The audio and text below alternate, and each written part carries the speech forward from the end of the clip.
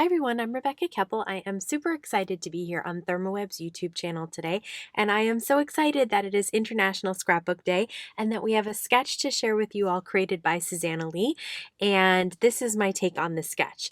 I am going to share today how to create those really shiny, awesome paint swipes in the background.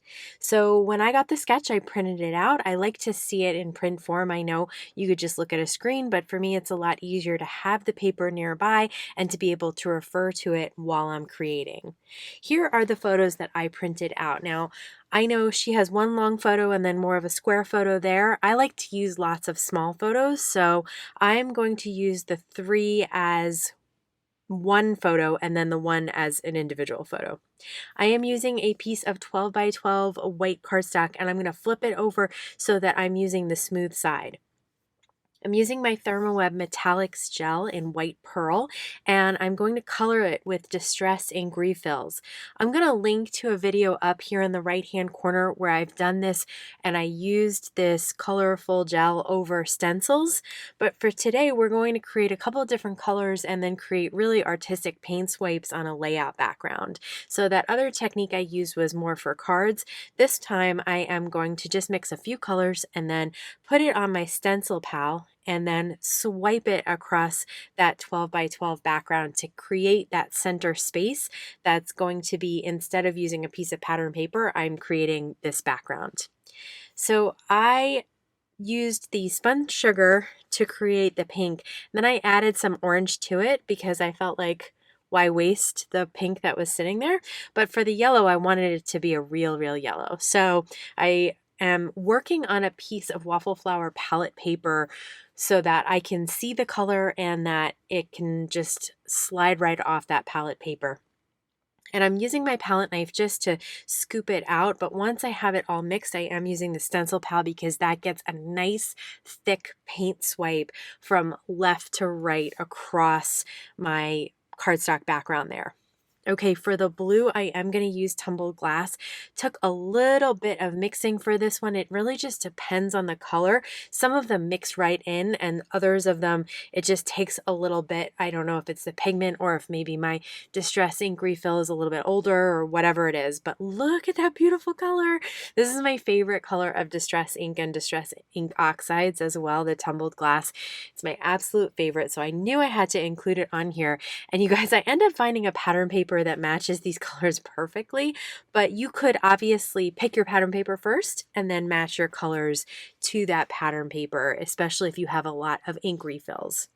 I did want to kind of tie all of this together, so I'm using some Studio Calico white spritz just to add to that artistic look of the background there. Just a bunch of little sprays, not sprays, I'm actually just kind of flicking it from the bottle cap top there.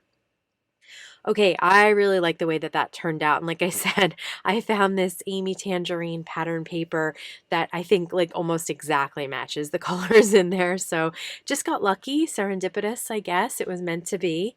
I'm going to cut down my photos there because I printed them out on an 8.5 by 11 in landscape mode. And so I have just a little bit of border in between them, but I did want to kind of put them on some cardstock as well. I'm going to cut that pattern paper down to be my largest flag in this sketch here. So I just trim it into a rectangle and then we'll cut the flags later. Okay, now I am cutting a little bit of a cardstock piece, white again, to mount my photos on. They all do fit on there, and I should have just stopped there. But what I did instead was cut all the photos out individually because I wasn't happy with how much margin I included between the photos.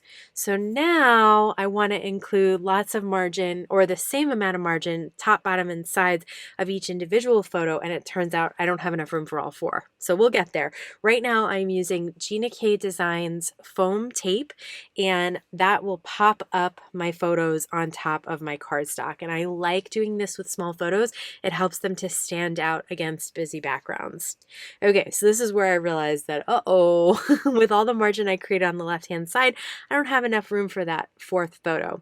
But it's okay because that will act as our single photo. So I'm going to trim this all down, and now I have what would be in the sketch, that one larger photo and then one smaller photo. Once that's done, I am ready to trim my flags. So I'm going to cut a slit in the center, and then I'm going to cut the diagonals in towards the center to create my flag. It's not perfect, doesn't have to be. I didn't want it to be perfect. I wanted it to have that kind of homemade look to it. I know there are probably punches you could get that would do the same thing, but I think that's just quick and easy. So now I'm looking for a couple of other pattern papers to be the other flags in the sketch. And I did like those cameras. I thought those were really cute, but I think that this orange is, again, just a random perfect match to the orange that we created with the Metallix gel and Distress ink refill. So I am going to cut this one down to be a little bit thinner and then a little bit shorter than the hearts that we already have there. And then once that's set, then I do the same exact thing of cutting line up the center and then diagonals in to create those little flags. And I love flags. I think they're so cute. So I am basically putting this layout together on my desk right now, not gluing it down, because the Metallix gel is still drying. It does not take long though. So while I'm just kind of cutting all these other pieces and thinking about how everything is going to come together, I'm setting that aside to dry, because I tend to touch things or smear things or get that colorful Metallix gel all over everything. So now that it's a little more dry, I can start to put these pieces together and create the layout. See, it was still a little wet because you can see the blue on the back of the hearts, but it's okay. We made it work. So I am using some sticky strip tape runner from ThermOWeb to adhere these flags down, and this worked remarkably well on top of the Metallix gel. I had no problems sticking everything down using that tape runner. And once I have the 3 flags done, then I have to figure out what to do with the photos. So basically, I didn't like how thick it was, so I started cutting it down. And I went a little too far, and I cut a little bit too much, and I just kept going. I'm like, I'll just cut more off. I'll just cut more off. It's like when you cut your own bangs and you go too far on one side, too far on the other side, and then all of a sudden you have little teeny tiny bangs. So basically what I ended up doing was reprinting those 3 photos. It happens. It's not the end of the world. It doesn't cost a fortune to reprint them. I just did it at home anyway, and I like that much better. So now it's got just a cardstock border around it. I did not pop up the photos this time, but I really smushed the photos together in Photoshop so that they would have less of a margin in between each of them. And then I'm gonna bust out of the sketch here. So I like 3 photos that are linear and then one that's kind of tilted. So I popped mine up and did that on the end of the 3 photos there. Just something a little bit different. Don't be afraid to play with sketches and make them your own for sure. You can absolutely copy it to a T, but if you have a different idea, go for it, I say. With titles, I tend to move them around like 3 or 4 times. That's why I don't mind using thickers, because they don't really stick down until you like press on them and set them down.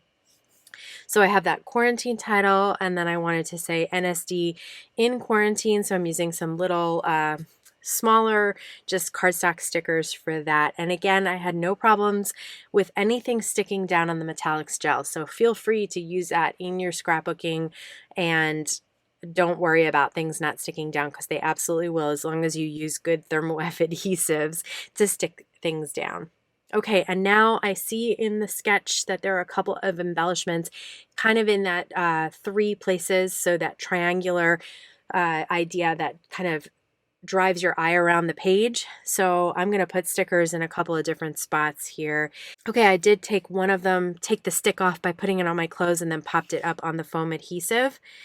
And then I'm just going to do some handwritten journaling just at the bottom using a little ultra fine Sharpie there.